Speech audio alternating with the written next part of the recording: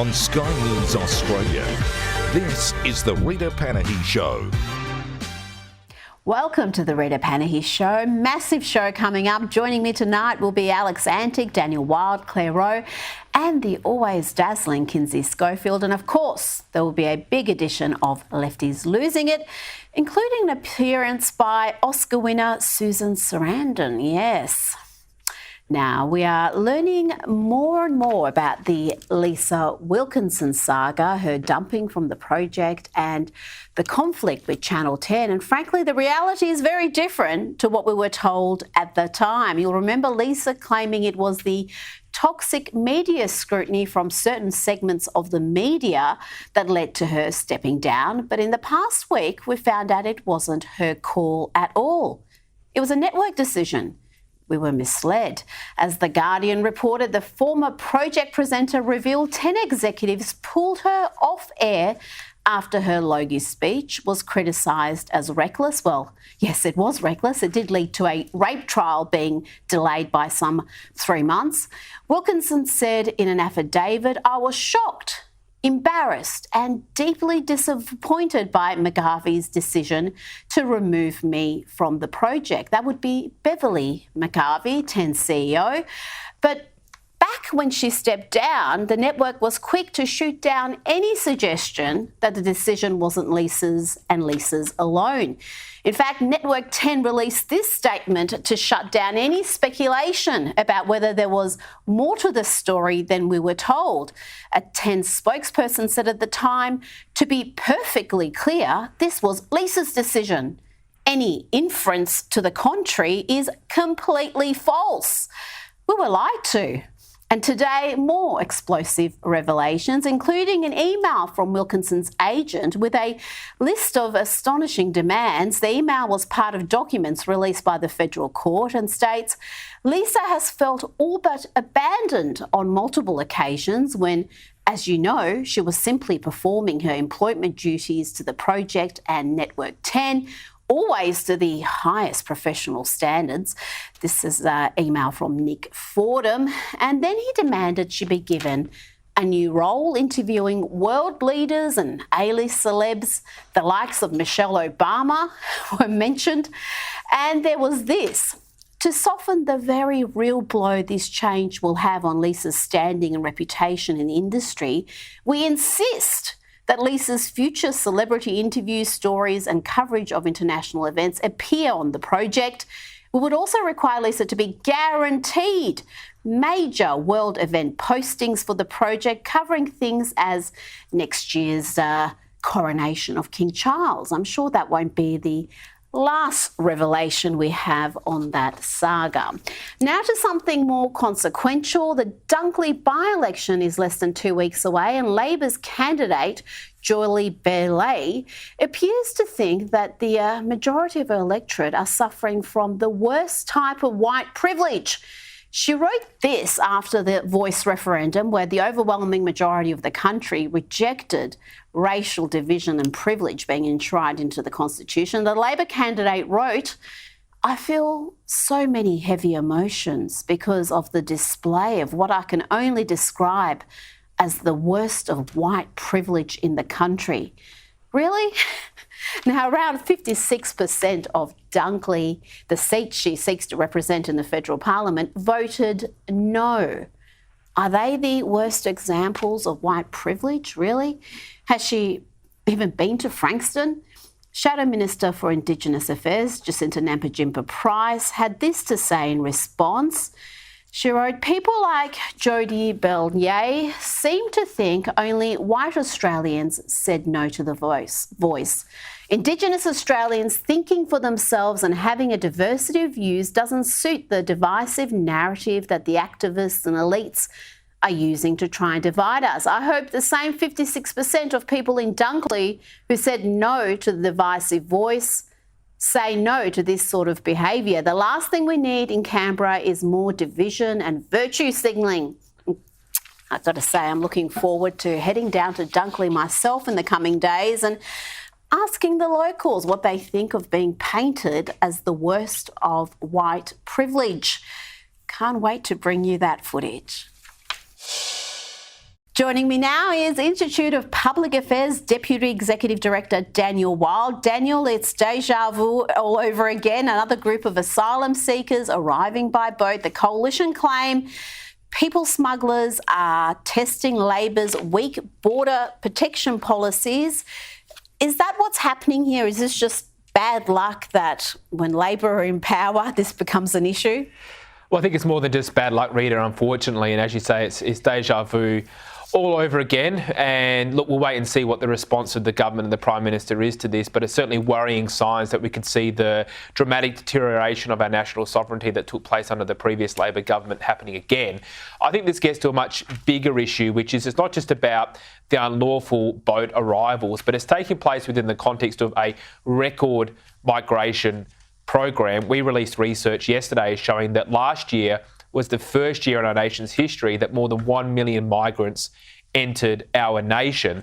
And this is taking place within the context of extreme shortages in housing and schools and roads and hospitals and other critical infrastructures. So it's not just the unlawful boat arrivals or the detention issue. There's a much bigger migration challenge that this nation faces.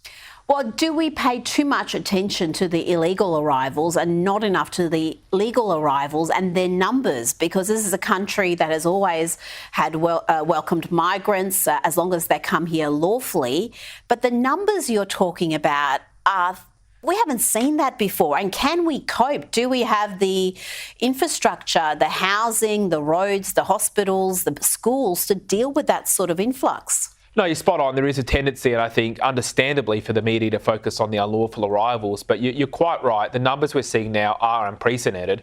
Don't forget that this government has also committed to a 1.7 million migrant intake over the next 5 years. Now, that's the equivalent to the entire population of South Australia with no planning for how these migrants are going to be accommodated. Now, you're quite right to say that we are a welcoming and tolerant nation, and of course, migrants have done and will continue to play a very important role to our economic and social fabric, but Australians quite rightly expect that there's proper planning that is in place, and that simply hasn't happened. No, this seems to be a band-aid solution to some of our economic woes where we just create economic activity and pretend everyone's better off when, frankly, we are not. Now, let's go to Queensland. And there's polling there that shows the majority of Queenslanders think the government is far too soft on crime, with residents feeling unsafe in their own homes. Let's have a look at some of this data. 66% of those polls say the government is too soft on crime. And we've got 56% of regional Queenslanders saying they don't feel safe in their own homes. That's more than those living in southeast Queensland, but that number itself is worrying, with 41% of those residents saying they don't feel safe. This is a huge issue. Obviously, cost of living is right up there, but crime, youth crime, the soft response to crime we're seeing, it may shape the election. I think it could do, and it's a real interesting one. I mean, if you look at the youth detention centres in Queensland, they're at almost capacity, 98% utilisation, and I think there's plans to spend something like in the tens of millions of dollars to build another detention facility, all at the cost of taxpayers. So this can't go on as it is.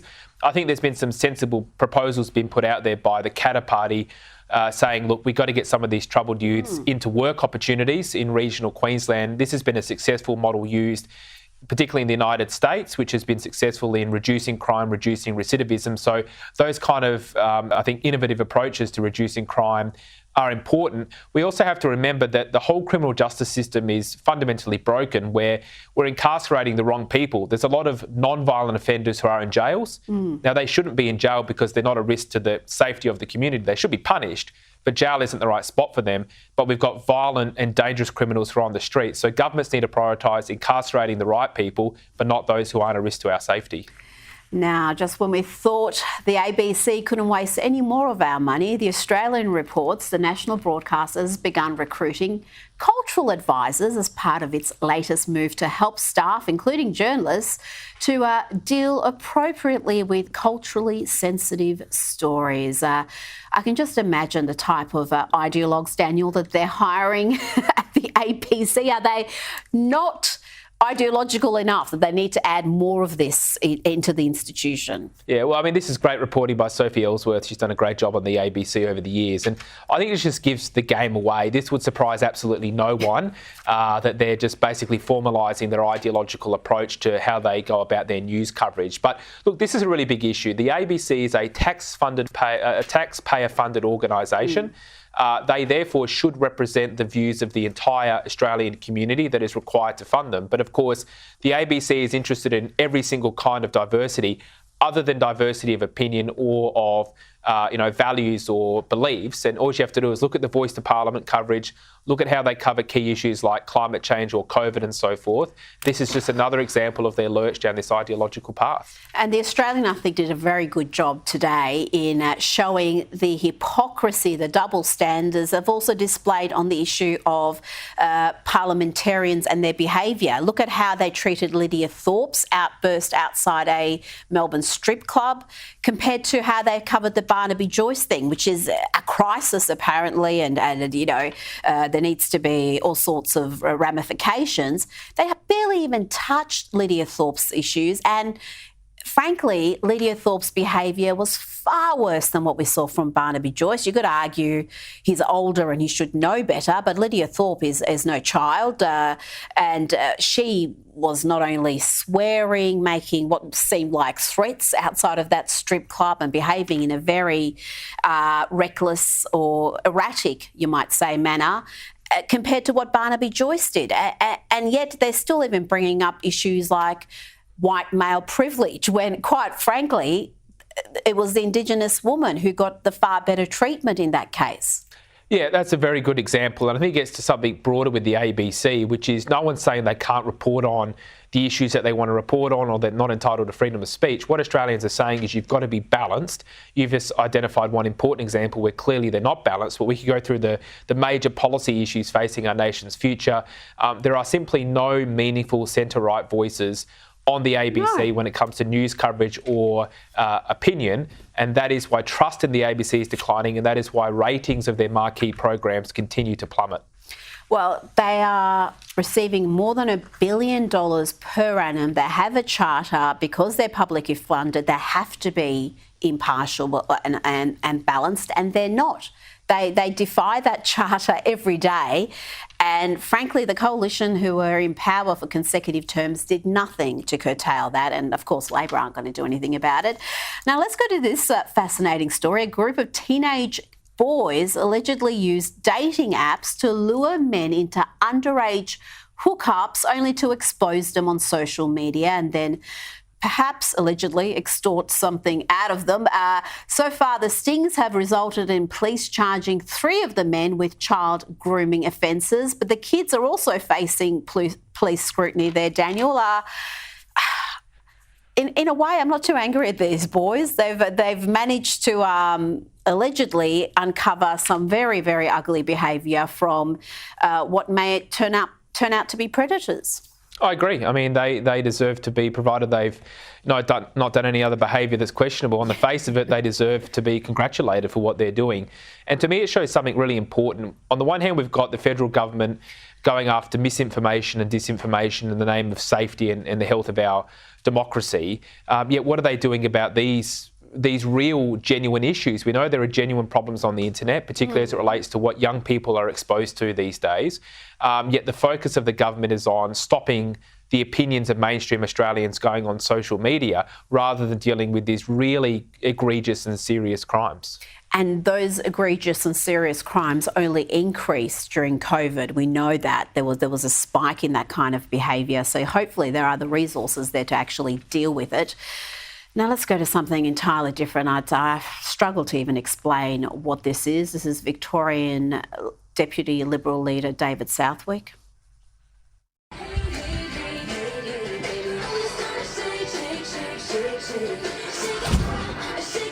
David, what are you doing? Oh, well, you know, it's Swifty tonight. I've got the T-shirt, I couldn't get tickets, so I thought I'd have my own concert here in the office. Don't forget, shake it off. Daniel, am I being too harsh? Is this just clever bit of social media content to get the kids interested, or should we just steer clear of this sort of behaviour? It's not often I'm speechless, but look, I don't think anyone begrudges politicians for, trying to show some personality. No one likes a robotic politician that sticks to the talking points of whatever the consultant has given them. So I don't want to sort of mark someone down for trying to do something different. But I think, look, the reality is of the coalition in Victoria, they've only been in government for 4 out of the last 25 years. So, the enthusiasm that David has explained there is fair enough, but certainly we hope that comes through with some of the policies. As Victoria, whether you look at the energy problems, the infrastructure problems, the economic or the social problems, there's no shortage of issues that need to be addressed in this state. And really, where are the solutions coming from the opposition? In all those policy areas, wherever they come out boldly, whether it's on social media or elsewhere, and saying, this is what we stand for, this is how we're different from Labor, and this is how we're going to shape the state. Energy, you would think, would be an amazing area for them to work at. You look at the gas reserves this state has, the issues that are facing this state, the debt, and we could have an energy-led recovery. But you need an opposition, you need politicians with some vision and some courage. Well, that's right. And I think if David Southwick had to use that video to announce a policy, that would be a creative way of engaging people. But you're right, on energy, just to take that as an example, the coalition here is also committed to net zero by 2050. So they've actually gone harder and faster on these renewable policies than Labor in many cases. So it is now the time for policy differentiation because Victorians and Australians are looking for leadership on these issues. Absolutely. Daniel Wild, thank you so much for your time. Thank you. Joining me now is Liberal Senator Alex Antic. Alex, we've got a new city being built in Sydney, which should be open by 2026. The planning documents show it's going to be a 30-minute city with sustainable and green car-free streets. It wasn't that long ago that people who talked about this concept were called conspiracy theorists. But what do you think about this? Surely there are no dangers here. There's just convenience and sustainability. What could go wrong? No, and you forgot security, Rita, as well. That's always the other one that's used when people are up to something. Yeah, this used to be the 15-minute city issue, which people were called, when they talked about it with some concern, were called far right or conspiracy theorists. Now it's a 30-minute city, so there must be twice as many conspiracy theorists and twice as many far righters. But look, reality is this is steeped in all the language of a socialist climate agenda. I can remember this from my time on the Adelaide City Council, which, by the way, is the treatment has almost been finalised for that stint of 4 years. I'm feeling much better. But this would happen every single time in the early days of smart cities agendas and shared access zones and any opportunity to take a car off the street with an EV-powered station or a little parklet or a garden bed. These councils are controlled by socialists. And the reality here is that this 15-minute city agenda is nothing more than that. This is a climate agenda wrapped in a convenient bubble. And by the way, these are cities which allow us to be turnkey communities, really. So think about it in terms of control. If all of a sudden, you can't go further or you don't need to go further than 15 minutes in either direction in order to do what you need to do, then it's very easy in some cities to simply make it very hard for anyone to leave when the time comes. And we see that coming out of places like Oxfordshire in the UK, where there are tolls put into place if you go further than your allocated zone. So all of these things were considered to be conspiracy theories. The reality is that, like so many things we've heard about in the last 2 or 3 years, they're coming true. So who are the conspiracy theorists? Well, yeah, it all sounds wonderful until you just tweak it slightly, and then something that's wonderful becomes very sinister indeed. And there is a lot of socialist language at play here. Now, today's political news, I've got to say, has been dominated by the behaviour of politicians, their alcohol intake. This all comes after the Barnaby Joyce saga, that vision of him in Canberra, and then Nationals Deputy Leader Perrin Davey also appearing to be a little tired and emotional during a Senate hearing. I know Zali Steggall is very perturbed by this. She's been all over Sky News talking about it. Do we need to change the culture of Canberra? Do we need breathalyzers, drinking bans? Alex, does Parliament have a drinking problem? Yeah, look, I don't think it does, Rita. I don't see any signs of that. I mean, occasionally people are trapped in the building for long periods of time and they will socialise. But on the whole, I don't really see any great need for this. I mean, at the end of the day, it's obviously not a good look having, people in the condition that Barnaby was. But he's quite right. I mean, it wouldn't be nice if someone had come to his assistance rather than take the opportunity. As for Parliament House, look, the reality is, they're long hours in that building. People are stuck in that building for long periods of time, sometimes until early hours of the morning. And I think people do occasionally drop around to an office for a drink. I would hate to see that stamped out because there is a significant need for a collegiate approach to politics. I think we're actually missing a lot of that. I mean, there's part of me that thinks, frankly, and pull me up on it if you like, that the days of having a parliamentary bar, where people could go and mingle between parliamentary parties is a sad opportunity lost. So, look, we don't want to see more regulation placed in there. I don't see a problem. Maybe I'm just not getting invited to the parties. That's a very strong possibility, actually, I might say. Yeah, you're too well behaved, Senator Antic. You're not going to get into the headlines with that sort of behaviour.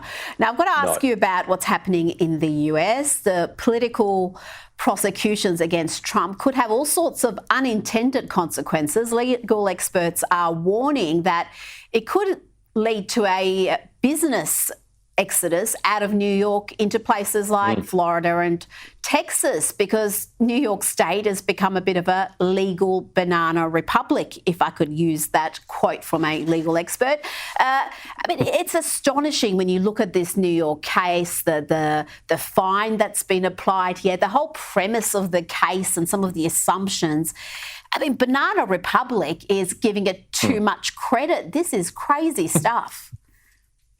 Yeah, I mean, it's relentless, isn't it? I've seen President Trump speak to crowds online where he says, I know when I'm going up in the polls, I know when I'm getting another indictment because they go hand in hand. I mean, this tactic that they have put in place to try and lift every rock and find every possible thing that was done does not seem to be working as a starting point. The second limb to that is, you're right, the perverse outcomes are there. I mean, for example, take the issue of the case regarding presidential immunity in relation to the issue of the documents, for example. I mean, what does this mean for presidents of years gone by, presidents that may have ordered drone strikes on American citizens?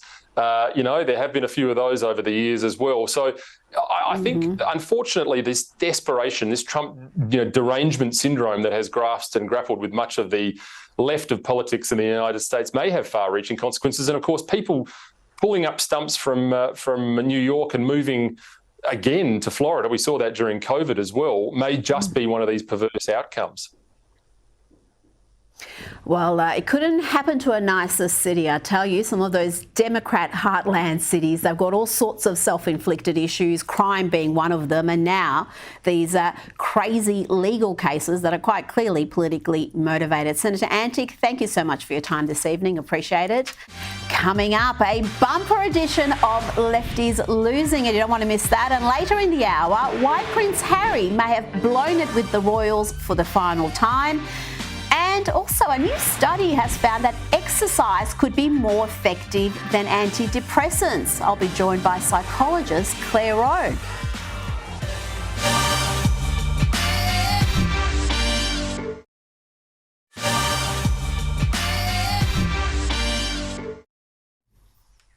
Welcome back. Now it's time for Lefties Losing It. Now let's start, Lefties, with a woman identifying as a dog. So you're saying that you would like a gentlemanly man, somebody who courts you, takes you on a date, all of these sorts of things? Absolutely. I'm a little bit in two minds here because I can hear what you're saying, but then I can see that you're dressed as a cat. I'm a dog, and so... You call yourself a dog. Woof, yes. Do you think that that might be a deterrent for a man who is more traditional if you're dressing like a dog? No, I don't. Okay. I'm not. So when you look at a relationship, are you looking at like a pet owner type relationship, or like two dogs in the relationship, or what's your ideal? A partner who loves and respects me and sees me as an equal that I am. But you see yourself as an actual dog, right? You said you like to go play fetch. Woof, yes. Woof, yes. Don't go mocking any of that, because apparently it's not a mental illness or chronic attention seeking. It's brave and stunning and deserves nothing but acceptance and adoration. Here is the Biden administration's Assistant Secretary for Health, a biological male identifying as a woman, telling the nation that the weather is racist. This Black History Month, I'm pleased to partner with OMH in advancing better health through better understanding for Black communities. Through our Office of Climate Change and Health Equity and the Office of Environmental Justice, we're working with providers and community leaders to identify innovative approaches that empower communities to address the health consequences linked to climate change. That's money well spent for a nation that is 34 trillion in debt. Yeah, that's trillion with a T. Now, we've had Army Kozak on the program before, and he's back again mocking one of our favourite lefties, Prince Harry. Here, Harry reacts to his father's cancer diagnosis. Harry, it must be hard dealing with your father's recent diagnosis. Oh, I mean, he's had a serious illness for a long time. He's had cancer for a long time? No. Unconscious bias. Oh, Harry, not this again. It's far worse than cancer. How could that be worse than cancer? Well, you don't need chemotherapy, you need psychotherapy. And lessons in white fragility. And there's no real cure, unfortunately. Were you at least able to accompany your father to the doctor? I did, yes. It was very hard. I can imagine getting helpful. news like that of cancer. It's intense. No, because the doctors wore white coats. Oh, come on, man. Disgusting. I love my family. Oh, we've got to get him back on the show. He's so funny. Now, this is becoming a regular feature of Lefties Losing It. Bill Maher, who's supposedly the sensible lefty, but he keeps beclowning himself thanks to his irrational, undying love for California Governor Gavin Newsom. Now, in the past week or so, I've brought you Bill Maher being embarrassed on his own show by Gillian Michaels and by Patrick Bet-David, defending Gavin Newsom, and it's happened again. He's been schooled again. Have a look. No, Half you're the country's... friends with Newsom. Yeah. We live here, right? Oh, we yes. live in California. I was born here. In Oakland, they have Kaiser Hospital, where my pediatrician was. The hospital put out a notice last week, employees are not to leave for lunch. It's too dangerous in downtown Oakland. That's on him. Our homeless problem, I don't want to hear that the homeless problem is intractable. You want to be CEO? It's your problem. It's your desk. I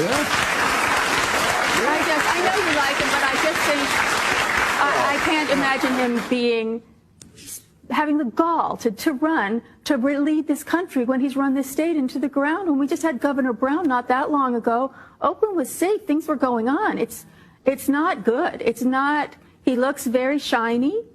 But he's not a straight shooter, and he's not willing to do the hard things to make this state better, and that's his only job. He doesn't realize that. He thinks it's to go sing Kumbaya with a former Marvelette at New College of Florida to make some vague point. Meanwhile, back in our state, people are dying in these encampments. Well, I'm hoping that running nationally will bring him more to the center. Okay.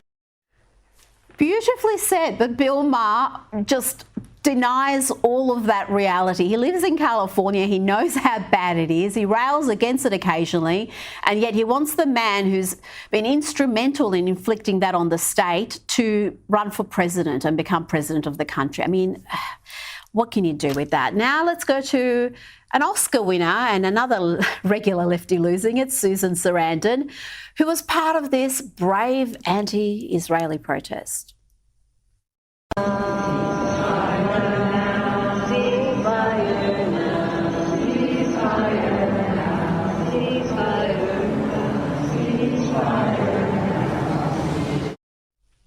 What a pack of clowns.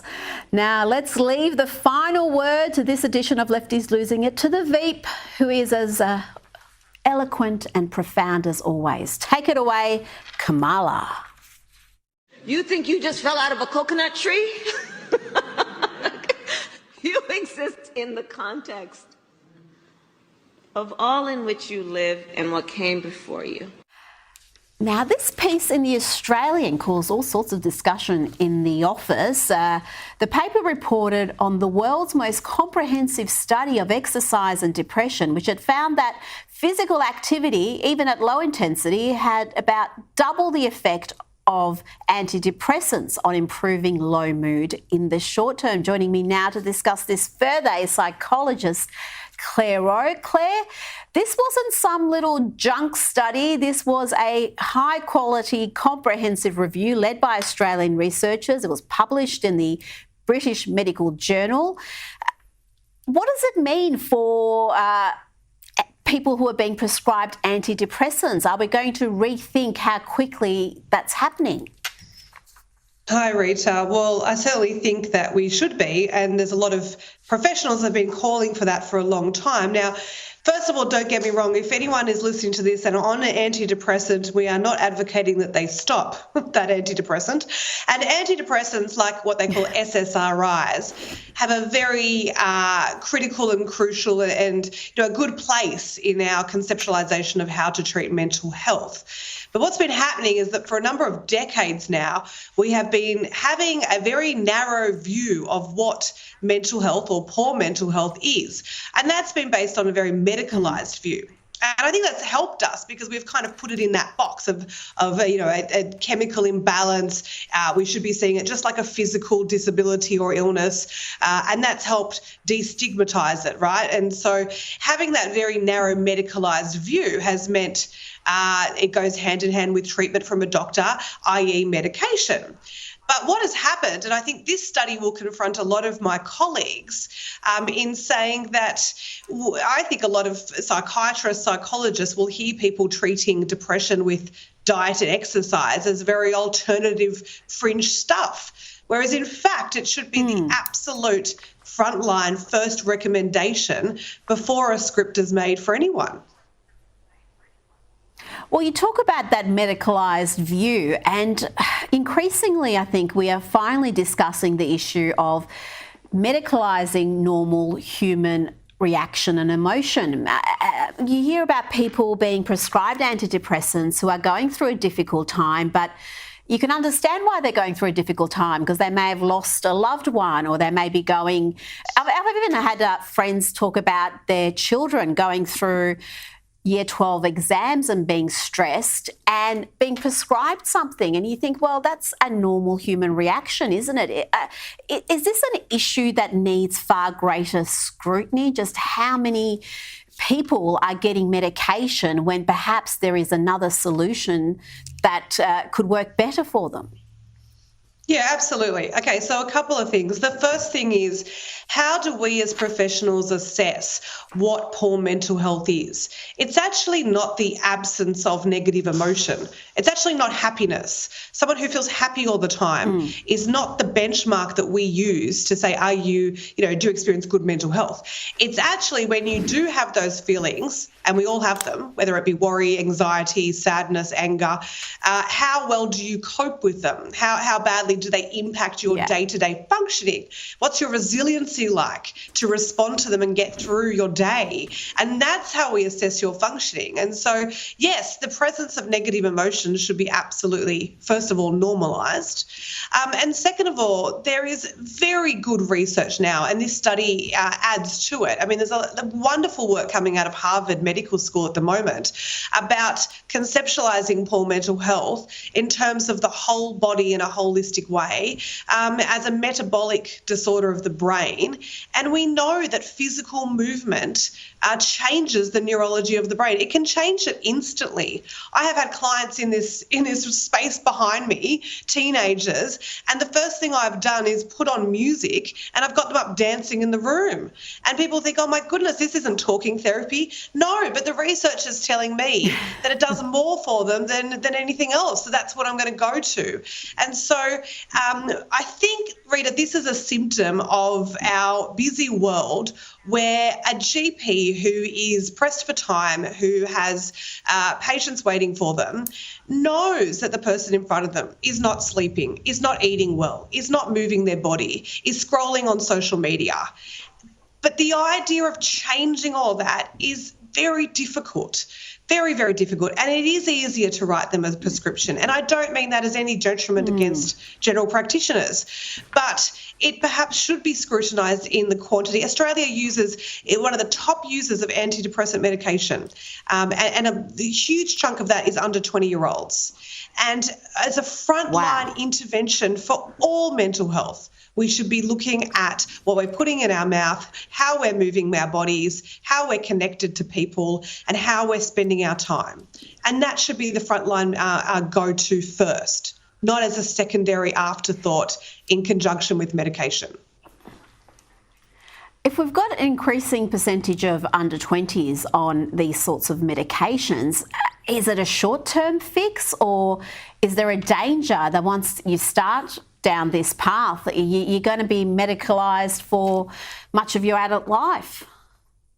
Yeah, there is a danger to that. I would say that the children, and there are children under the age of 12 on antidepressants, the children that we would typically see on these type of interventions, we try and keep it as a short-term intervention. We say to them, right, we're going to take this for 12 months. And in the meantime, we have to make these changes in your life, in your family relationships, in your day-to-day diet and exercise, so that when we take you off these medications, we've got that in play. So they're used a little bit more as a crisis, really last resort, I would hope, for young children.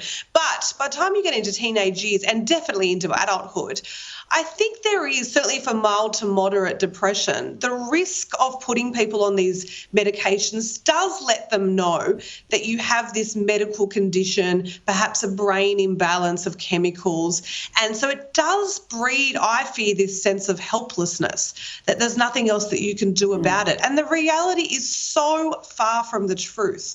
The simple changes people can make in their lives to take control of their mental health can completely empower them and give them control over their treatment, rather than giving a message to a 16-year-old that, here we go, you have this thing wrong with you, take the medication, throw your hands up, and you don't need to make any other changes. And I think for any age, that is absolutely the wrong message to be giving. Now, we know exercise has an enormous impact. You've mentioned music. Just quickly, what else would you recommend to some of your clients to shift their mood, to make them feel better before they consider medication? Okay, so this study confirmed, I've been saying this for a long time, that any movement is better than none. So when you're not feeling great about exercise or you're experiencing depressive feelings, the overwhelm of going out for half an hour, 40-minute run or going to the gym, I mean, it's not going to happen. I'm not depressed and it's not going to happen for me. So anything is better than nothing. So 10 minutes of strolling outside is better than sitting inside on your phone. So stretching, so yoga, but again, you don't need fancy yoga gear. You don't bend down and touch your toes, stretch up.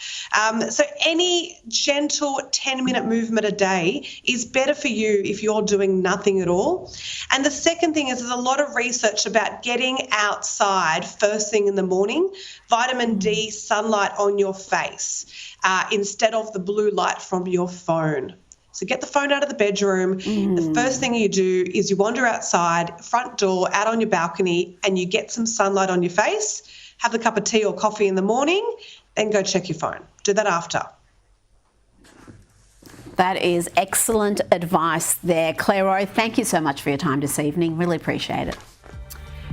And coming up, Kinsey Schofield will join me with the latest royal and celebrity news, including Prince Harry's latest stuff up and how much is the average millennial spending on Taylor Swift's Australian tour.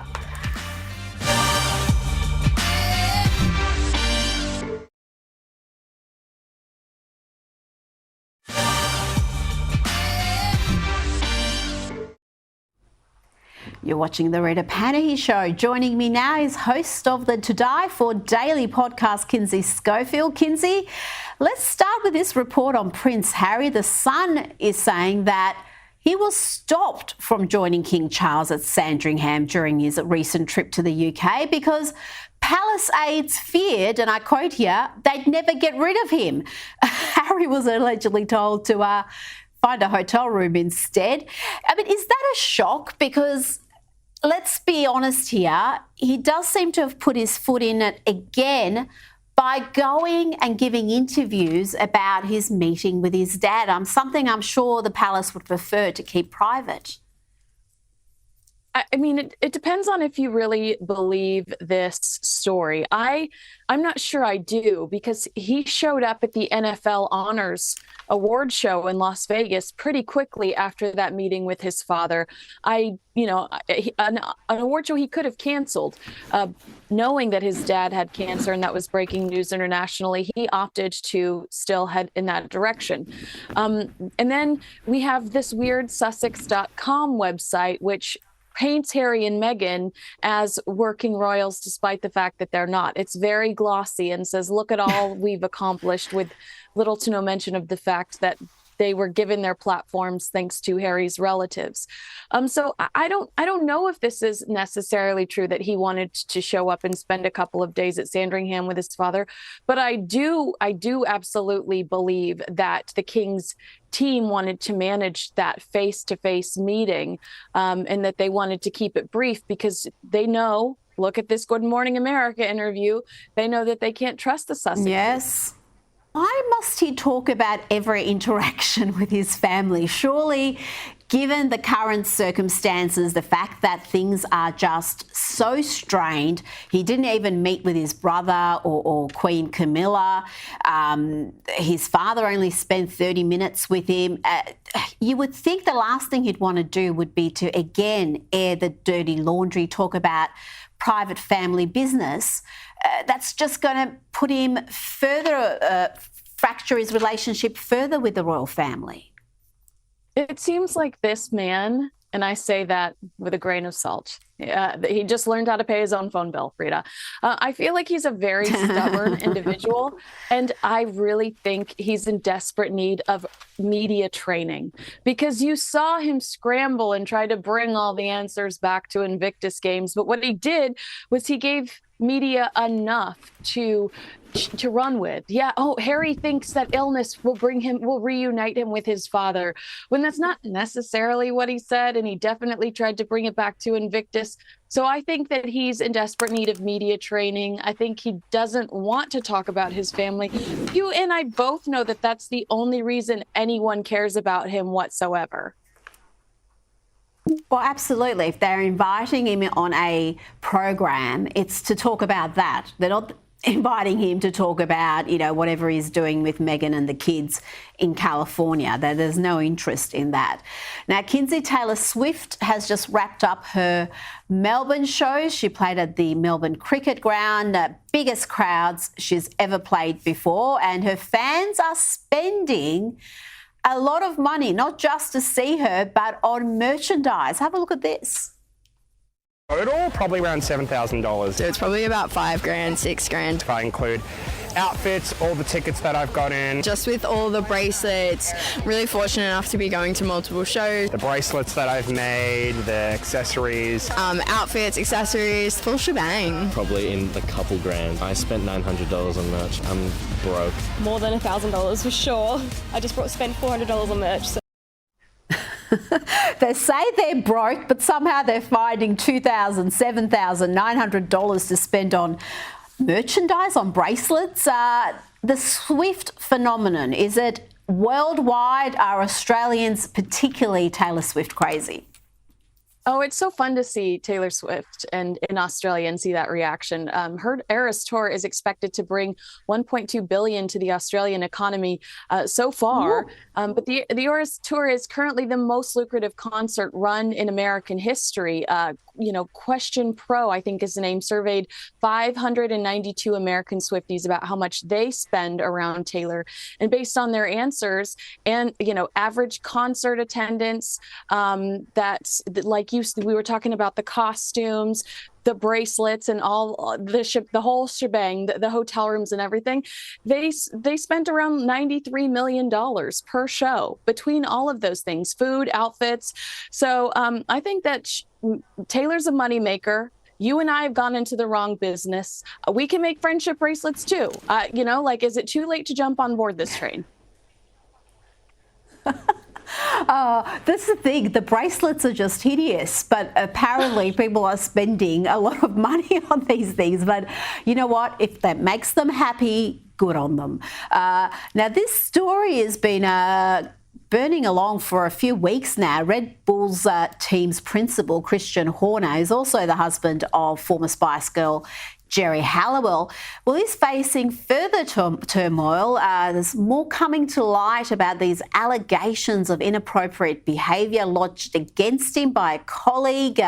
Red Bull are investigating. What's the latest on this, Kinsey? Well, yes, and Christian has denied the allegations and told media he's confident he will remain as Red Bull Racing team boss.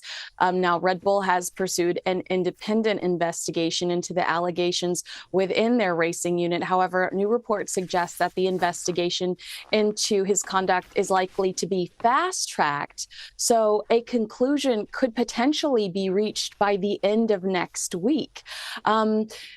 This is kind of popped out of nowhere and really taken the racing world by storm. It's not one of those cases where one person accuses him of inappropriate conduct and then 3 or 4 other people come out and say the same thing. This has been one person so far, and a lot of people surprised that he still has his job, that he is still showing up, still doing one-on-one interviews. So does that say something about his innocence? I don't know, but I do think it's interesting to point out.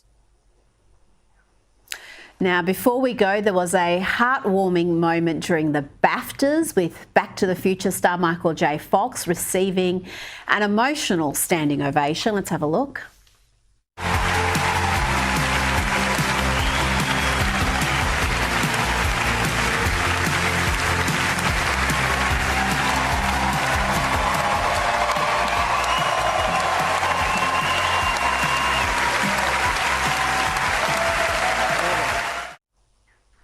That was the highlight, or one of the highlights of the BAFTAs, Kinsey. As we know, Michael J. Fox is suffering from Parkinson's disease, and he was wheeled to the stage in a wheelchair, but he got up and stood at the podium, and there were a few tears shed, Kinsey. And presenting the award for Best Film, so they're giving him one of the biggest awards to present of the night, which is great. It was Oppenheimer, surprise, surprise. But you saw Cate Blanchett, Ryan Gosling, Margot Robbie, they were all spotted jumping out of their seats and clapping for the 80s heartthrob. He's now, if you think about it, he's now spent a majority of his life raising money and awareness for Parkinson's disease. He was diagnosed with it in 1991, but didn't reveal the news until 1998. And we see him a lot more lately than we have in the past, and he's such a free spirit. He seems like such a good sport, and I love seeing him. I love getting to know. I love knowing that he's in a good place, because that's a devastating diagnosis, and it was sad when he disappeared for quite some time. Oh, absolutely. And you know what's amazing about him? He pokes fun at his own condition, which, as you say, is a very serious condition indeed. He's been in episodes of Curb Your Enthusiasm where his Parkinson's disease has been a punchline in his condition and his symptoms. And it takes a big man to be able to do that. So I think there is just a lot of love for him from fans and from his colleagues alike. Kinsey Schofield, always a pleasure to have you on the program. Thank you so much for your time tonight. And that's it from me tonight. I'll see you tomorrow night at 11, but don't go anywhere. Up next is News Night. Good night.